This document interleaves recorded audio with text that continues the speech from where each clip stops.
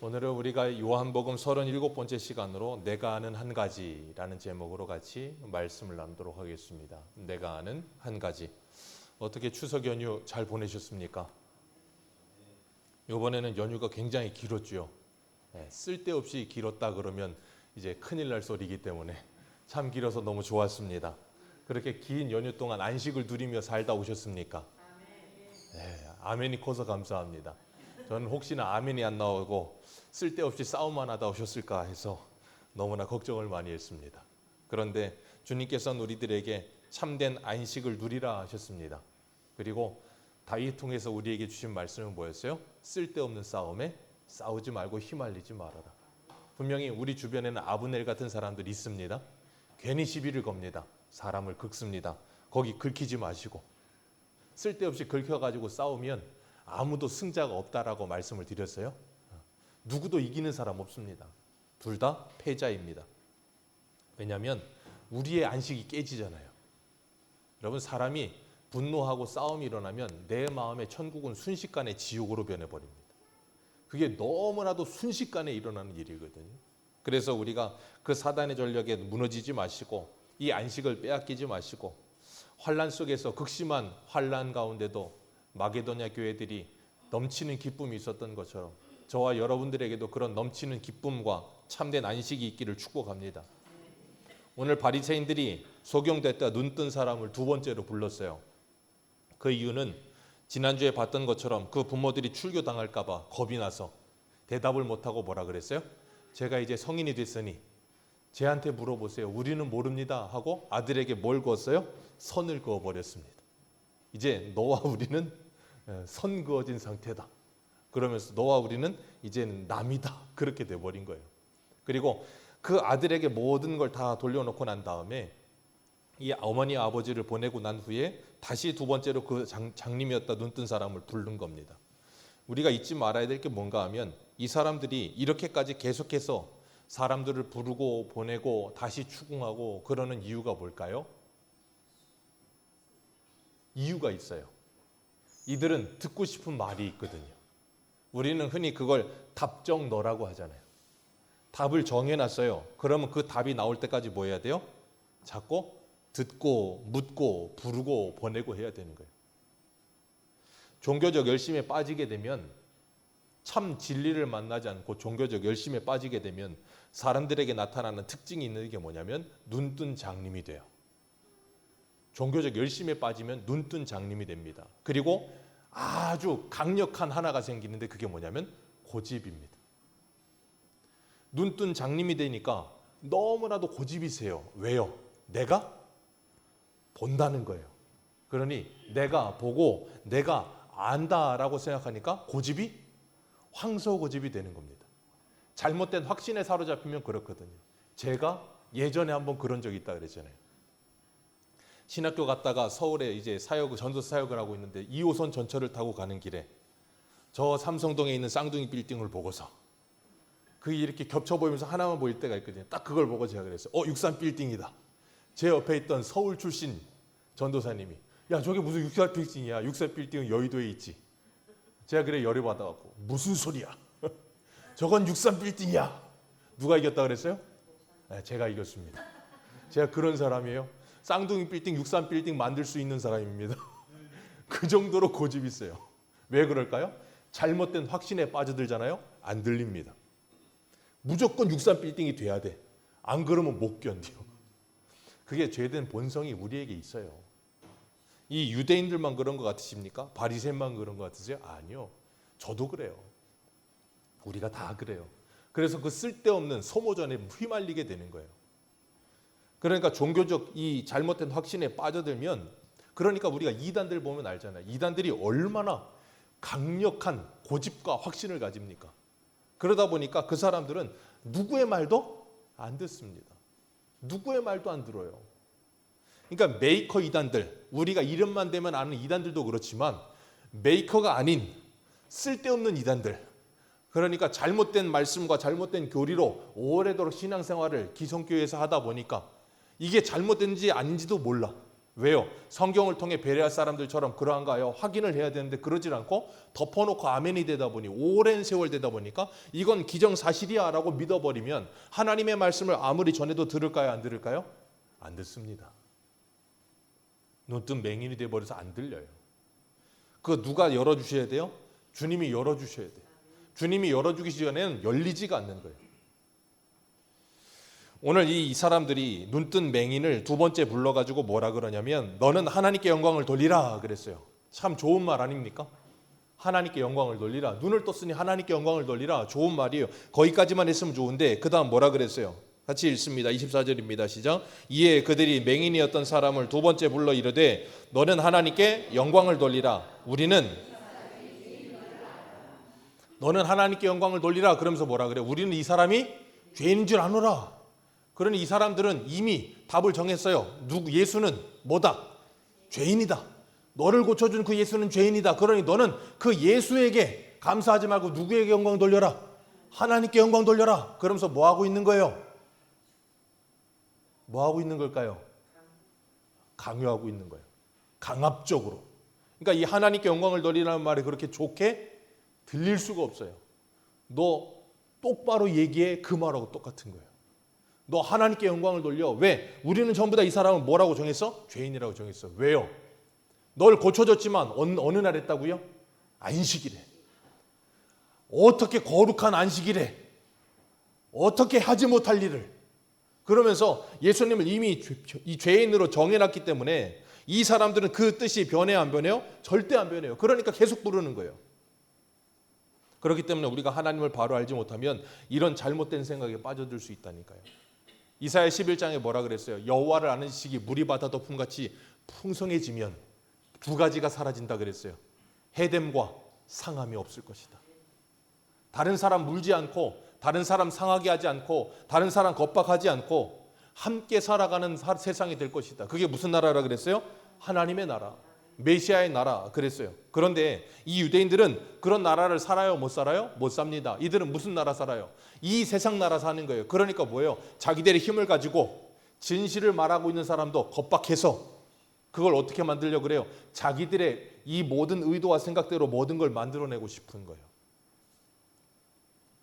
그들의 말을 들은 맹인이 25절 뭐라 그래요? 대답하되 그가 죄인인지 내가 알지 못하나 한 가지 아는 것은 내가 맹인으로 있다가 지금 보는 그것이니이다. 한 가지 아는 것은 내가 맹인으로 있다 지금 보는 것이니이다. 그가 죄인인지 아닌지 나는 모르겠습니다.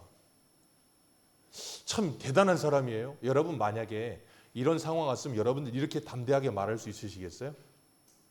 방금 전에 22절에 그 부모가 어떻게 했어요? 출교당할까 봐 무서워가지고 말도 못하고 내 아들에게 물어보세요 하고서 도망갔잖아요. 그런데 거기에 이 사람이 끌려와서 혼자 서가지고 이 사람들이 너 똑바로 얘기해. 하나님께 영광 돌리고 그 사람 죄인이야. 그러니까 너 제대로 얘기해야 돼. 그러면 겁박했는데 거기다 대고 이 사람 죄인인지 나는 모르겠지만 확실히 아는 거 하나 있는데 나는 날 때부터 소경했다 본다는 거라는 거. 아니 이 사람이 어떻게 이렇게 담대하게 이야기할 수 있을까요? 이유는 하나예요. 내가 직접 만난 거예요. 누구를? 예수를. 내가 직접 예수를 만나고 그분을 알게 되고 나니까 뭐 하는 거예요? 확신을 가지는 거예요. 그리고 담대해지는 거예요. 왜? 진실을 아니까. 그러니까 누가 뭐라 그래도 두려워요, 안 두려워요? 안 두려운 거예요. 이 사람들이 분명히 15절에서도 이렇게 우리 26절 같이 읽습니다. 시작. 그들이 이르되 그 사람이 내게 무엇을 하였느냐? 어떻게 내 눈을 뜨게 하였느냐? 라고 또 질문합니다. 분명히 18절에서 질문했었거든요. 18절인가요? 18절에서 유대인들이 그가 맹인이다 보게 된 것을 18절이 아니네요. 15절이네요. 15절. 바리새인들이 어떻게 보게 되었는지 물으니 그 사람이 진흙으로 내 눈에 바르매 내가 씻어 보게 되었나이다 하고 상세하게 이야기했습니다. 근데 다시 질문을 했어요. 똑같은 질문을. 왜요? 18절에 뭐라 그랬어요? 유대인들이 그가 맹인이었다 눈 뜬 거를 뭐 하지 않아요? 믿질 않아요. 그냥 맹인이었다 눈 뜬 거 자체를 믿지를 않아요. 그리고 부모가 와도 부모가 맹인이었다 눈 뜬 건 맞는데 누가 뜨게 했는지 어떻게 뜨게 했는지 모른다 그러니까 다시 불러서 네가 어떻게 뜨게 됐느냐라고 다시 묻는 거예요. 그러면서 계속해서 뭐예요? 자기들의 대답을 유도해내고 있는 거예요. 그게 이 당시에만 그럴까요? 오늘날은 그렇지 않습니까? 오늘날도 얼마든지 그래요. 이번에도 매스컴에 보니까 한 공무원 하나가 안타깝게 죽었더라고요. 유서 쓰고서. 검찰 개혁한다고. 왜요? 검찰이 옛날에 나쁜 짓 너무 많이 했지 않습니까? 좋은 짓도 했지만 나쁜 짓도 했어요. 그건 확실합니다. 그래서 아예 뜯어고치겠다. 다 개혁하겠다. 개혁한다 그래놓고 나서 어떻게 됐습니까? 똑같은 일을 또 합니다. 그리고 사람이 유서 쓰고 죽었어요. 왜 그럴까요? 특검하면 달라집니까? 그 사람이 그 사람들인데. 여러분, 사람은 안 변해요. 왜요? 죄된 본성을 가진 사람의 모습은 똑같아요. 그것이 누구이든 다르지 않아요. 그런데 참 안타까운 건 내가 답을 정해놓고 그것을 답을 말할 때까지 계속해서 추궁하고 사람을 코너로 몰고 가는 거예요. 그러니까 옛날에 그 언제 만들어진 말인지 모르겠어요. 기가 막힌 말이 있어요. 내 죄를 내가 알렸다. 생사람 잡아다 놓고 뭐예요? 두드러 팹니다. 그러면서 내 죄를 내가 뭔 죄인데요? 몰라. 일단 때려. 그럼 뭐라 그래요? 나중에는 죄송하다고. 왜? 너무 맞다 보니까. 그 옛날에 하던 거 아닙니까? 60, 70년대에. 그 모습이 지금 계속 가고 있어요. 변하질 않아요. 참 안타까운 거죠. 이 사람들도 똑같아요. 예수님 당시부터 그랬는데 지금까지 그러고 있어요. 언제까지 그럴까요? 예수님 다시 오실 때까지 그럽니다. 왜요? 사람의 죄된 본성은 안 변해요. 해 아래 전도서에 뭐라 그랬어요? 해 아래 새 것이? 해 아래 새 것은 없습니다. 해 아래 새 것은 없어요. 뭐만 새 것이라 그랬어요? 예수 만난 사람만이 새 것이 될 수 있어요. 진짜 예수 만난 사람. 그냥 교회 다니는 사람 말고. 27절 말씀에 이렇게 말해요. 27절입니다. 시작. 대답하되 내가 이미 일렀어도 듣지 아니하고 어찌하여 다시 듣고자 하나이까? 당신들도 그의 제자가 되려 하나이까? 라고 말해요. 이 사람이 이렇게 말하는 이유가 뭘까요? 내가 분명히 말했는데 왜 또 물어? 너희들 그 제자가 되려고 그래? 그러면서 뭐 하는 거예요? 비꼬고 있는 거예요. 분명히 이 맹인이었다 눈 쓴 사람도 이 사람이 자꾸 이렇게 추궁하는 이유가 자기들의 답을 왜? 분명히 말했잖아요. 이 사람은 뭐다? 죄인이다라고 정해놨단 말이에요. 그러니까 그 말 하라는 거예요. 근데 그 말은 하지 않고 뭐라 그래요? 당신들도 그의 제자가 되려고 합니까? 그러면서 말을 해요. 그랬더니 거룩하게 구별된 바리새인들이 뭐라 그럽니까? 자, 같이 읽습니다. 28절 시작. 자, 바리새인들이 뭐라 그랬다고요? 욕하여 가로되. 바리새인들 욕 안 합니다. 바리새인들 욕 안 해요. 그런 사람들인데 이 사람들이 예수님의 제자가 되려고 하십니까? 그랬더니 순간적으로 욱하는 바람에 여기서 튀밀어 오르던 그 말이 훅 튀어나오는 거예요. 그러면서 막 욕을 쏟아내더니 뭐라 그래요? 너는 그의 제자가 되라. 우린 누구 제자다? 모세의 제자다. 하나님이 모세와 만나셔서 대화한 거 우리가 알지만 이 사람은 어디서 왔는지 우리는 알지 못한다. 그러면서 성을 내는 거예요. 만약에 천국에서 모세가 그걸 보고 있었으면 모세가 뭐라 그럴까요? 나는 너희들 모른다 그러지 않을까요? 여러분, 모세가 하나님께 계명을 받았습니다. 십계명도 받고 레위기도 받고 율법도 받고 받았어요. 받았는데 그 율법과 십계명, 마태복음에 말씀하시는 것처럼 모든 율법과 선지자들의 강령이 뭐예요? 두 가지입니다. 그게 뭐예요? 하나님 사랑, 이웃 사랑이에요. 그러니 계명과 율법과 하나님께서 그 모든 것을 통해 우리에게 뭘 가르치고 계세요? 사랑을 가르치고 계신다고요. 왜?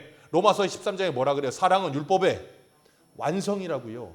그러니까 율법을 통해 뭘 배워야 돼요? 사랑을 배워야 되는 거예요. 그래서 갈라디아서는 뭐라 그래요? 율법은 몽학선생, 초등교사라 우리를 누구에게로 이끈다고요? 그리스도에게로 이끌어요. 왜? 율법을 통해 우리의 죄를 깨닫게 되니까. 그 죄를 해결할 수 없으니까. 그 죄를 해결할 수 있는 유일한 분이신 예수를 만나게 하기 위해 그리로 이끌어가요. 그래서 우리는 율법을 통해 예수를 만나면 참 사랑을 배웁니다. 그리고 나면 뭐 하게 돼요? 내가 너희를 사랑한 것 같이 우리도 서로 사랑하게 되는 거예요. 그게 율법의 기능이고 하나님의 말씀이에요. 그걸 통해서 하나님이 우리에게 참된 안식을 주시기를 원하시는 거예요. 그래서 예수님이 찾아오셨고 사랑을 가르치시면서 그를 고치고 있는데 그 사람들은 예수님을 뭐 하고 있어요? 보지 못하니까 죽이려고 드는 거예요. 왜? 안식일을 어겼다고. 안식일 자체이신 분이 오셨는데도. 안식이 뭐라 그랬어요? 예수 그리스도 안에 들어가는 것이 안식이라고요. 예수 그리스도 안에 있는 게 안식이에요. 우리 한 군데 보겠습니다. 마태복음 11장을 한번 보세요.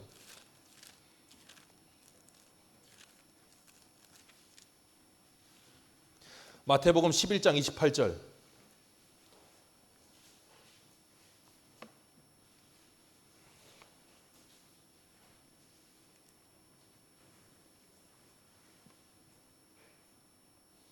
(11장 28절입니다) 28절에서 30절까지 같이 읽겠습니다. 마태복음 11장 28절에서 30절입니다. 시작. 수고하고 무거운 짐진 자들아 다 내게로 오라. 내가 너희를 쉬게 하리라. 나는 마음이 온유하고 겸손하니 나의 멍에를 메고 내게 배우라. 그리하면 너희의 마음이 쉼을 얻으리니 이는 내 멍에는 쉽고. 아멘. 수고하고 무거운 짐진 자들아 다 내게로 오라. 내가 너희를 뭐하게 하리라? 쉬게 하리라. 쉬게 해주시겠대요. 그리고 29절에 쉬게 하신다 그러고서 뭐라 그러세요? 나의 멍에를 메고 내게 배우라. 너희 무엇이? 마음이 쉼을 얻으리라. 그러면서 23절에 뭐라 그래요? 내 멍에는 쉽고 내 짐은. 자, 멍에와 짐이 예수를 믿고 나도 있어요, 없어요? 누가 주는 멍에와 짐이요? 예수님이 주는 멍에와 짐. 그 전에는 예수님이 주지 않은 멍에와 짐, 율법의 멍에와 짐, 율법주의의 멍에와 짐, 알지 못하고 수동적으로 하라고 하니까 그냥 하는 멍에와 짐, 그런 짐을 지고 살던 사람들이 예수님을 찾아와서 예수님을 만나고 구원을 받고 예수님과 함께 살아가게 되니까 예수님 주시는 짐은 뭐하다고요? 가볍고 쉬워요. 왜요? 주님을 사랑하게 됐거든요. 주님을 사랑하게 됐고 주님이 나와 함께 하심을 믿기 때문에 뭐 하게 돼요? 이제는 신명기에 말하는 귀 뚫린 종이 되어 자원하는 종이 되는 거예요. 그러니까 주의 일을 해도 뭐 합니까? 누가 하라 하지 말라 하기 전에 이미 이것이 하나님을 기쁘시게 할까 아닌가를 생각하면서 뭐예요? 자원하여 하는 거예요. 그게 뭐라고요? 주님이 주시는 멍에와 짐을 진 사람들이요. 누가 시키지 않아요. 근데 내가 알아서 합니다. 그렇기 때문에 우리가 주일에 주님의 일을 하는 것 또한 이 일을 하면서 뭐예요? 가볍고 쉬운 짐을 지는 거예요. 왜? 내가 주님을 사랑하고 성도들을 사랑하여 이 일을 감당하기 때문에 몸이 힘들까요? 안 힘들까요? 힘들까요? 안 힘들까요? 아니, 어떻게? 몸이 힘들어요. 여러분, 내가 아무리 사랑해도요, 사랑하는 일에도 그거 하잖아요? 힘듭니다. 추석에 잘 쉬셨잖아요. 잘 못 쉬셨어요? 쉬신 분도 있을 것이고 잘 못 쉬신 분도 있을 텐데, 여러분, 우리가 뭔가 사랑하는 걸 하잖아요? 그럼 덜 힘들어요. 덜 힘들어요. 근데 힘이 듭니다. 힘이 든데 문제는 힘이 들어도 마음은 뭐예요? 기뻐요. 그게 주님이 주시는 짐이라고요. 근데 그 짐이 아닌 건 몸도 힘들고 마음도 힘들고 괴로워 죽겠는 거예요. 그래서 우리가 주님 안에 참된 쉼과 안식을 누린다는 게 뭐예요? 몸도 쉼을 누리기는 해야 되겠지만 그것뿐 아니라 내 마음이 주님의 말씀과 주님을 만나 참된 안식을 누리며 주님 안에 있어야 그 기쁨으로 한 주를 살 수 있는 힘이 생기는 거예요. 근데 이 사람들은 그게 있어요, 없어요? 없어요. 자기들도 없고 누구도 없어야 돼. 옆에 있는 사람도 없어야 돼. 나는 지금 몸도 힘들고 마음도 힘든데 얘는 예수님 만나고 갑자기 애가 기뻐갖고 막 날뛰네? 그럼 어때요? 잠잠하라. 어디 거룩한 성전에서 날뛰지 마. 조용히 해. 그러면서 주님을 만나서 안식을 드리고 기뻐하는데 막 꾹꾹 집어 눌러. 그럼 어떻게 돼요? 죽는 거예요. 그러니까 나도 못 들어가고 누구도 못 들어가요. 너도 못 들어가. 그러면서 천국가 문 앞에 서갖고 자기도 안 들어가고 다른 사람들 못 들어가게 한다고 하시잖아요, 예수님이. 그게 누구라고요? 눈뜬 맹인들, 바리새인들. 그런 사람들이 이때만 있었을까요? 오늘날도 얼마든지 있을 수 있어요. 근데 이 사람은 그런 사람들에게 한 가지 아는 게 있대요. 그게 뭐예요? 예수를 안다는 거예요. 여러분, 그게 참 지혜인 줄 믿으시길 바라요. 예수를 아는 것 하나면 돼요. 다른 건 몰라도 됩니다. 근데 예수를 바로 알잖아요? 그럼 사람이 지혜로워져요. 정말로 지혜로워집니다, 사람이. 또 다른 세계를 만나실 때는 잠시 꺼두셔도 좋습니다. 우리 한석규 형님께서 대나무 숲을 걸으시면서 스피드 공인 너무 오래 갔나? 그 광고를 하실 때 하셨던 말씀인데, 또 다른 세계를 만나실 땐 잠시 꺼두십시오. 주님께서 우리에게 참 지혜를 말씀하시는데, 전도서 우리가 새벽에 하고 있잖아요. 전도서 7장 19절에 이렇게 말해요. 지혜가 지혜자를 성읍 가운데 있는 10명의 권력자들보다 더 능력 있게 하느니라. 아멘. 지혜가 지혜자를 성읍에 있는 권력자 10명보다 더 능력 있게 한다고요. 그 지혜가 누구예요? 잠언에 보면 예수 그리스도. 그 지혜가 지혜자를 능력 있게 합니다. 그래서 예수 그리스도를 만난 하나님의 사람들이 이 땅을 살면서 지혜로워져요. 어떤 지혜를 가져요? 저 하나님의 나라를 바라보면서, 주님 다시 오실 그날을 바라보면서 이 땅을 살면서 취사 선택에 있어서 분명한 기준이 생기는 거예요. 그걸 로마서 12장 2절에 뭐라 그랬습니까? 너희는 이 세대를 본받지 말고 마음을 새롭게 함으로 변화를 받아 하나님의 기뻐하시고 선하시고 의로우신 뜻이 무엇인지를 뭐하라? 분별하라. 그게 뭐예요? 지혜. 그래서 야고보서 1장 5절에 그 지혜가 부족하면 꾸짖지 아니하시고 후히 주시는 하나님께 구하라. 그리하면 주시리라. 그 지혜 구하는 거지 다른 지혜 구하는 게 아니에요. 근데 그 지혜 구하잖아요.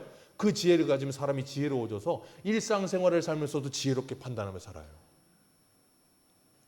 그래서 예수 믿는 사람 잘 된다는 말이 그러면 그래 나오는 거예요.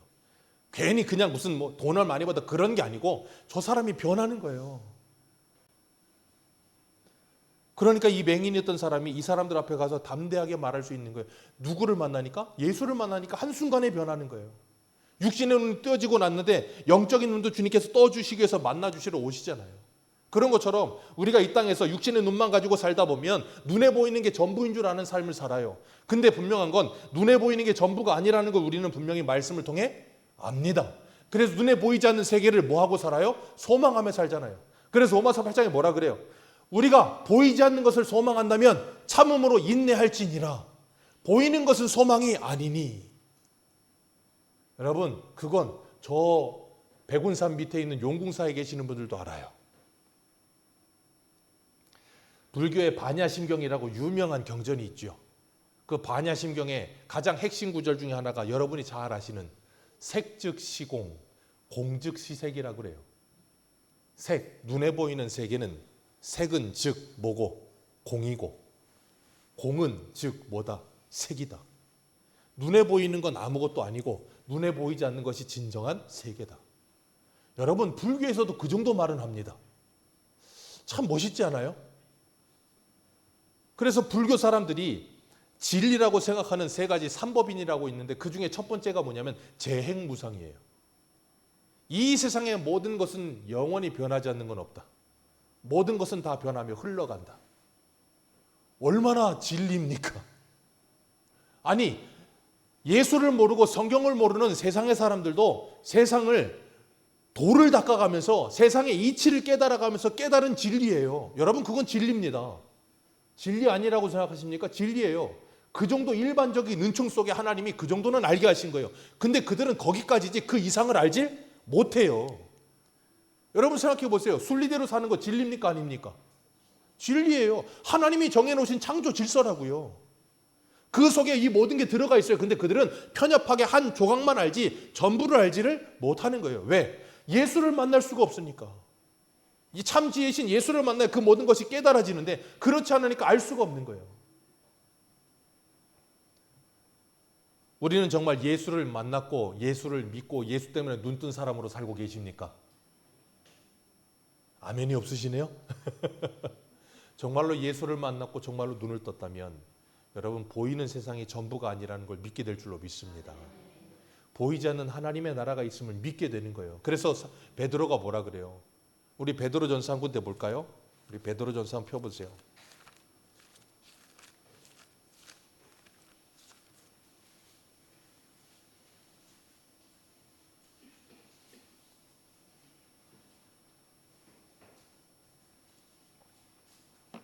베드로전서 1장 8절.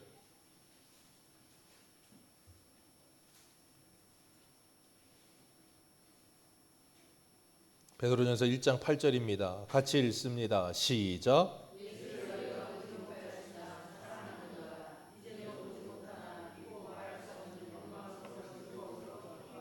믿음의 결국 곧 영혼의 구원을 받음이라. 아멘. 너희를 예수를 너희가 뭐하지 못하였으나 보지 못했으나. 예수를 보신 분, 자꾸 이렇게 옛날에 한창 유행하던 것처럼 모자이크 해놓고 사팔해가지고 뭐 예수님 보인다 하지 마시고. 우리는 예수를 본 사람이 아무도 없습니다. 왜요? 예수님 어디 계세요? 하나님 우편에. 아무도 본 사람 없어요. 근데 보지 못하였으나 뭐하는도다? 사랑하는도다. 이제도 보지 못하나 믿고 말할 수 없는 영광스러운 즐거움으로 기뻐한다. 어떻게 해요? 눈이 떠졌기 때문에. 어떤 눈이요? 영의 눈이 열려졌기 때문에. 어떻게 열립니까? 이 말씀이 믿어지는 거예요. 이 말씀이 믿어지는 사람을 영의 눈이 열렸다 그러지, 무슨 영의 눈이 열려서 우리가 무슨 이게 막 갑자기 렌즈 껴져가지고 천국이 보이고 그런 거 아니라고요. 이 말씀이 믿어지는 게 영의 눈이 열려지는 거예요. 그런 사람들은 이 땅을 살면서 어떻게 살아요? 그 말씀을 믿으며 믿음으로 사는 거예요. 그래서 주님 뭐라 그러세요? 마태복음 24장에 끝까지 견디는 자는 구원을 얻으리라. 그 견딘다는 말이 뭐라 그랬어요? 믿음, 에무나라는 단어를 쓴다 그랬잖아요. 그렇기 때문에 전도서 우리가 새벽에 하고 있기 때문에 전도서 9장 4절에 이런 말이 있어요. 산 개가 죽은 사자보다 낫다. 기가 막힌 표현입니다. 여러분, 산 개가 죽은 사자보다 낫습니다. 저와 여러분은 산 개입니다. 저 세상의 사람들은 죽은 사자예요. 이 세상에서는 사자처럼 떵떵거리고 위대하고 멋있어 보이는 삶을 살지 몰라도 예수가 없으면 그들은 무슨 사자요? 죽은 사자. 그런데 예수를 만난 사람은 개여도 무슨 개? 산 개. 그래서 주님께서 수로보니게 여인 만나셨을 때 뭐라 그래요? 내 이 음식을 개에게 줄 수 없다. 그랬더니 여인이 뭐라 그래요? 주여, 개도 주인의 상에 떨어지는 부스러기를 먹나이다. 여러분, 만약에 주님이 여러분한테 넌 개야 그러면 여러분 뭐라 그러실 거예요? 내가 왜 개야? 눈을 희번덕거리시면서 그러실 겁니까? 우리가 산 개라고요. 이 땅에서 개처럼 살아도 정말 예수를 만났고 예수를 보고 하나님의 나라를 바라보는 사람은 부유하게 살아요. 근데 그거 못 보는 사람은 부유하게 못 삽니다. 그러니까 뭐예요? 교회 다녀도 평생을 누구 부러워하며 살아요? 강남 사람들 부러워하며 삽니다. 어우, 저거 아파트가 얼마야? 저거 얼마나 올랐대? 요번에도 어젠가 기사 보니까 연예인 사유리라고 하는 사람이 옛날에 서울의 아파트 10억짜리를 살려고 그랬는데 안 샀는데, 일본의 버블 경제 때문에 안 샀는데 지금 40억이 됐다고 땅을 치면서 내가 그때 왜 안 샀을까? 그러더라고요. 10억이 40억이 되면 좋겠죠. 근데 10억이 되든 40억이 되든 그 집은 그 집 그대로입니다. 그 집억이 40억짜리로 더 늘어납니까? 똑같아요. 그냥 사람들이 40억 그러니까 40억인 거지. 아, 왜 400억이라 그러지 왜? 여러분, 우리가 정말 예수를 만난 사람은, 우리가 금요일날 고린도전서 하면서 했잖아요. 고린도후서 하면서 8장에 뭐라 그랬어요? 부유하신 주님이 우리를 위해 가난하여지심은 우리를 부유하게 하려 하심이라. 무명한 자 같으나 유명한 자요, 아무것도 가지지 않은 자 같으나 모든 것을 가진 자라. 그게 누구라고요? 저와 여러분이요. 그게 뭐예요? 빌립보서 4장에 말하는 일체의 비결을 배운 사람들. 그런 사람들은 내게 능력 주시는 자 안에서 뭐든지 할 수 있어요. 그런데 그렇지 못한 사람들은 뭐 한다고요? 분노하는 거예요. 31절에 우리 31절 같이 읽습니다. 시작.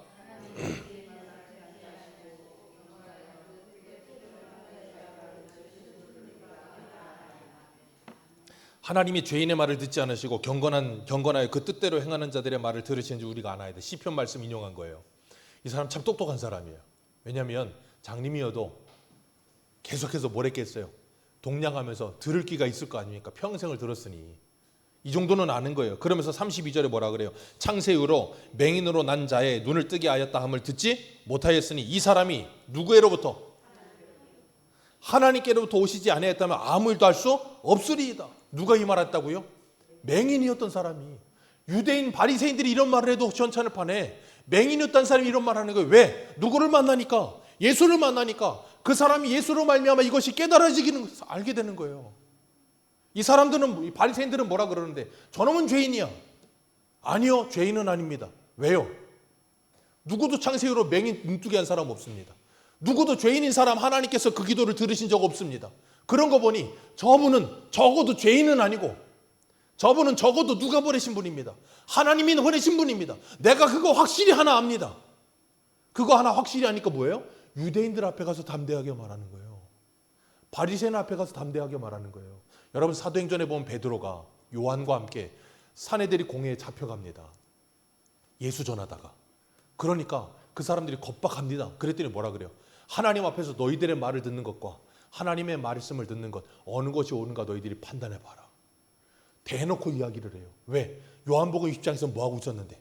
문 닫아놓고 무서워가지고 잡혀갈까 봐 두려워했는데 성령이 오시고 그 예수가 만나지니까 어떻게 해요? 사람의 영광보다는 하나님의 영광을 더 사랑하는 사람이 되어버린 거예요. 어떻게 해요? 한순간에 이건 노력해서 되는 것도 아니고 공부해서 되는 것도 아니고 시간을 들여 되는 것도 아니고 예수를 만나기만 하면 한순간에 변하는 거예요. 그래서 고린도후서 5장 7절에 뭐라 그래요?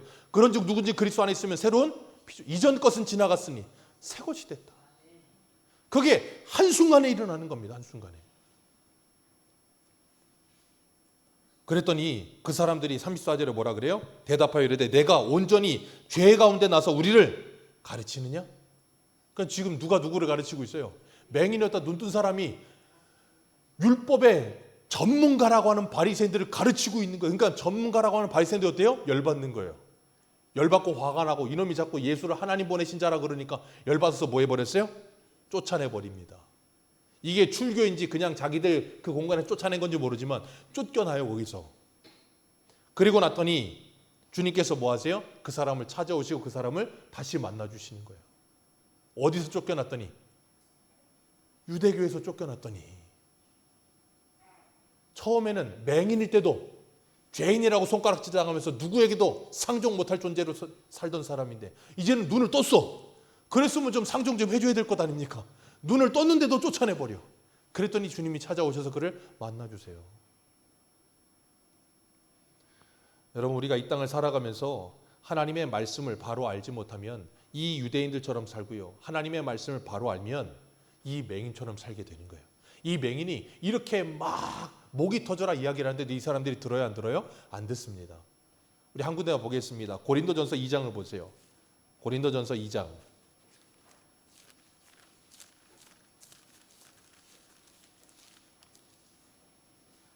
2장 1절에서 5절입니다.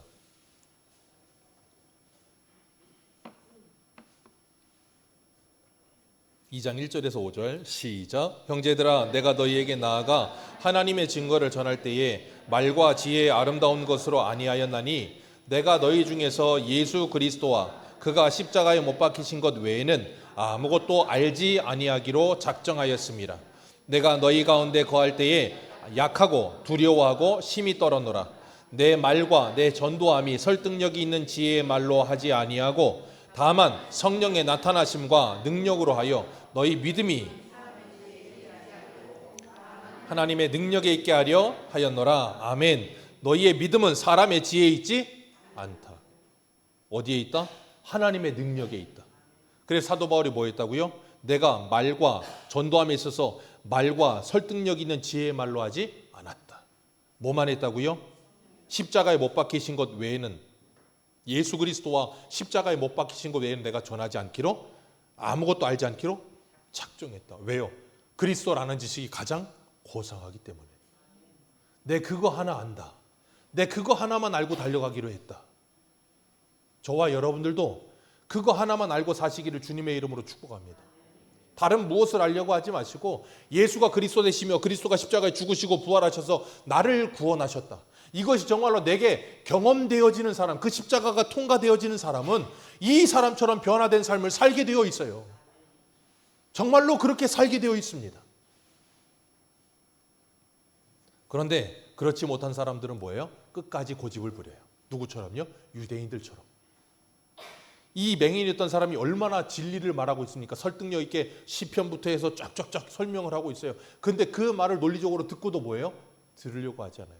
그래서 로마서 2장 5절에 보면 이런 말을 해요. 다만 내 고집과 회개하지 아니하는 마음을 따라 진노의 날 곧 하나님의 의로우신 심판이 나타나는 그날에 이 말 진노를 내게 쌓는도다. 여러분 그렇기 때문에 고집 부리지 마세요. 고집 부리다가 하나님의 심판을 받게 됩니다. 바리새인들이 내쫓으니까 예수님이 찾아오셔서 그 맹인에게 뭐라 그러세요? 내가 인자를 믿느냐? 예수님께서 그 사람에게 찾아오셔서 내가 인자를 믿느냐? 그랬더니 이 맹인이었던 사람이 아직 그 말을 못 알아들어요. 그러니까 뭐라 그래요? 대답하되 주여 누구시오니까 내가 믿고자 하나이다. 이 사람의 마음이 뭐 있어요? 이미 열려 있어요. 믿으려는 마음으로 열려 있다고요. 그러니까 주님께서 뭐라 그래요? 36절 같이 읽습니다. 시작.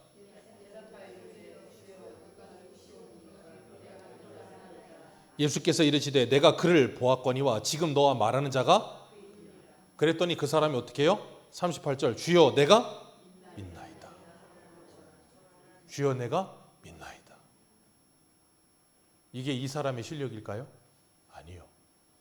하나님의 능력이요. 그래서 주님께서 이 날 때부터 소경된 사람 처음 만났을 때 뭐라 그러셨어요? 우리 9장 3절 같이 읽습니다. 9장 3절입니다. 시작.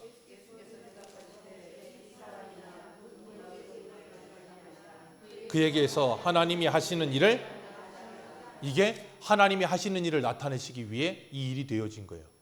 그리고 난 다음에 그 사람이 내가 믿나이다 하고 뭐하니라? 절하는지라. 이 절한다는 단어 절 히브리어로 프로스퀴네오라는 단어를 써요. 이 프로스퀴네오라는 단어가 여러 군데 쓰이는데 한 군데만 보겠습니다. 요한복음 4장 보세요. 요한복음 4장 20절.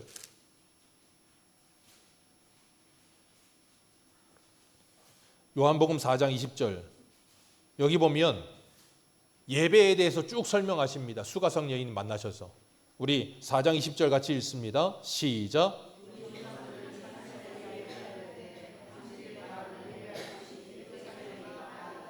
그리고서 쭉 예배에 대해 설명하세요. 근데 여기 이 예배라는 단어가 프로스퀴네오예요. 자, 이 눈뜬 장님이 눈을 뜨고 나서 예수님이 다시 찾아가셔서 네가 나를 믿느냐? 믿나이다 하고 내가 주를 믿나이다 함과 동시에 곧바로 뭐 했다고요? 엎드려 절을 했다고요. 그게 뭐라고요? 예배. 하나님이 우리를 구원하시는 목적이 뭐예요? 우리를 구원하신 목적은 예배자로 우리를 부르신 거예요. 그래서 로마서 3장 21절에 뭐라 그래요? 이 백성은 내가 나를 위하여 지었나니 나를 찬송하게 하려 하십니다. 하나님이 우리를 지으신 목적, 하나님을 찬송하고 하나님을 예배하라고 우리를 부르셨다고요. 그렇기 때문에 우리는 구원받으면 뭐 하는 거예요? 예배자로 사는 거예요. 하나님 앞에 엎드려 사는 거예요. 그리고 그 프로스퀴네오라는 단어가 또 하나의 뜻을 가지는데 그게 뭐냐면 주인의 손을 개처럼 핥는 이라는 단어를 가지고 있어요. 그게 뭐라고요? 예배요. 여러분 애완견 많이 키우시잖아요. 애완견들이 이쁘잖아요. 얼마나 이쁩니까? 특히 이 중년의 아저씨들이 애완견을 그렇게 좋아해요. 왠 줄 아십니까? 집에 들어가면 아무도 나를 안 반겨. 근데 애완견은 와서 문 앞에서 꼬리를 흔들어. 얼마나 이쁩니까? 출근할 때도 아무도 나를 안 봐. 근데 걔는 나와가지고 꼬리를 흔들어. 그러니 얼마나 좋아요. 저희 원로 목사님도 이 교회 옆에서 예전에 똘똘이라고, 이름도 참 똘똘이 잡종견이었는데 진짜 똑똑했어요. 제가 봐도 걔는 똑똑해. 근데 그 개는 오직 한 사람, 원로 목사님만 좋아합니다. 아, 대단해요. 이 교회 짓기 전에 집에 있었던 그 집에 지붕에서 키웠는데 걔가 무슨 지가 사자인 줄 알아. 지붕을 막 뛰어다니면서 막 점프해서 달려요. 점프하면 2m 뛰는 것 같아 걔가. 근데 집에 누가 오면 그 사람 보고서 10분이라도 짖어요. 대단하더라고 그 개는. 정말 명견이었어. 근데 그 개는 유일하게 원로 목사님만 좋아해. 근데 원로 목사님 지금도 그 얘기해요. 똘똘이 얘기합니다. 왜 그럴까요? 나를 그렇게 좋아해 주니까. 왜 연세에서 지면 애완견 키울까요? 자식도 소용이 없어요.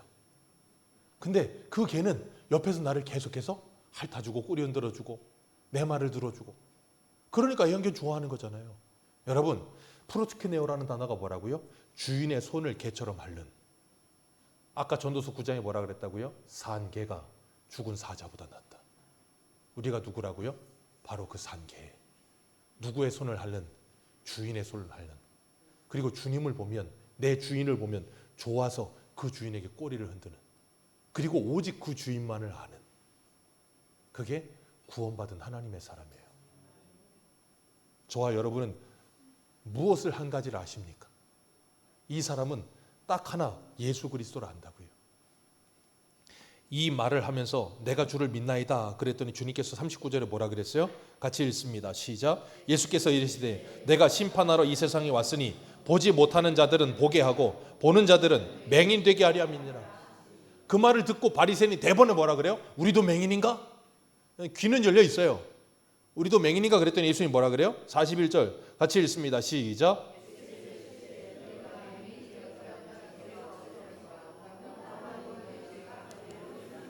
주님께서 뭐라 그러셨다고요? 내가 뭐 하러 왔다? 심판하러 왔다. 요한복음 3장에 보면 17절에 하나님이 그 아들을 세상에 보내신 것을 세상을 심판하려 하심이 아니요 그로 말미암아 세상에 구원을 받게 하려 하심이라 그랬어요. 아버지가 아들을 보내신 이유는 심판이 아니고 뭘 위함이라? 구원을 위함이라. 구원 위에 보내심을 받았는데 18절 그를 믿는 자는 심판을 받지 아니할 것이요 믿지 아니하는 자는 하나님의 독생자의 이름을 믿지 아니함으로 벌써 심판을 받았느니라. 주님은 이 땅에 뭐 하러 오셨다고요? 구원하러 오셨습니다. 근데 그 주님을 믿으면 구원받지만 믿지 않으면 뭐 받는다고요? 심판이요. 믿지 않는 사람은 이미 뭘 받았다고요? 심판 받았어요. 그래서 세상 사람들이 이 세상을 살면서도 무슨 세상을 살아요? 지옥 같은 세상을 사는 거예요. 근데 구원받은 성도는 이 세상을 살아도 지옥 같은 현실 속에서도 지옥을 살지 않아요. 왜요? 주님이 나와 함께 하시니까.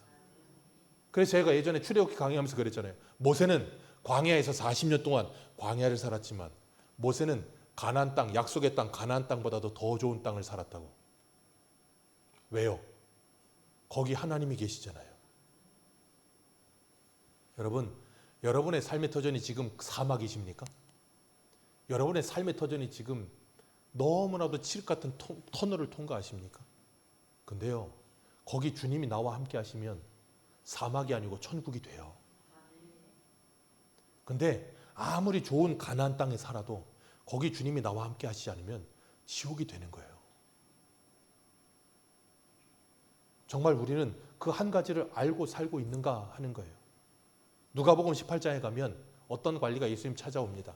관리가 찾아와서 뭐라 그러냐면 주여 내가 무엇을 하여야 영생을 얻으리이까. 마가복음 마태복음엔 부자 청년이라 그랬고 누가복음은 관리라 그랬어요.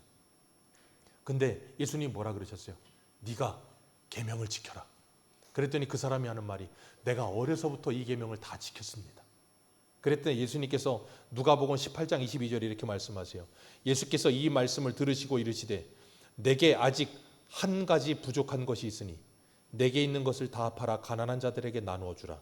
그리하면 하늘에서 내게 보화가 있으리라. 그리고 와서 나를 따르라 하시니 그 사람이 큰 부자이므로 이 말씀을 듣고 심히 근심하더라. 그리고 돌아갑니다. 예수님을 안 따라요.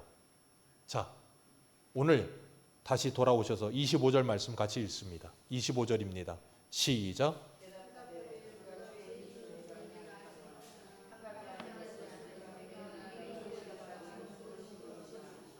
자, 이 말씀을 읽으시고 제가 방금 전에 누가복음 15장에 말씀드렸던 그 부자 청년을 대입시켜 보세요. 자, 그 부자 청년은 일평생 한 가지 아는 게 있어요. 그게 뭘까요? 돈이요. 그 사람의 인생엔 돈 그 한 가지만 보고 사는 인생이에요. 그러니까 주님이 뭐라 그래요? 그 한 가지를 포기하고 맹인이 알게 된 그 한 가지를 선택해라. 그랬더니 뭐 하는 거예요? 그걸 선택을 못하고 돈 따라가는 거예요. 우리도 마찬가지예요. 우리가 예수 믿기 전에는 인생을 살면서 분명히 우리에게 유일하게 아는 한 가지가 있을 거예요. 죽어도 놓지 못하는 그 한 가지. 어떤 사람에겐 돈일 거고 어떤 사람에겐 명예일 거고 어떤 사람에겐 자존심일 거고 어떤 사람에겐 건강일 거고 어떤 사람에겐 그 무엇일 거라고요. 근데 예수를 진짜 만나면 그 한 가지를 버리고 그 한 가지가 예수가 되는 거예요. 그리고 나면 그 한 가지만 알고 인생을 살아가는 거예요. 그리고 나면 살아도 주를 위해 살고 죽어도 주를 위해 죽고 먹든지 마시든지 무엇을 하든지 하나님의 영광을 위해 살아가는 인생이 되는 거예요. 저와 여러분의 인생에 오직 그 한 분, 오직 그 한 가지 예수 그리스도만 알고 사시는 복된 인생 되시기를 주님의 이름으로 축복합니다. 기도하겠습니다.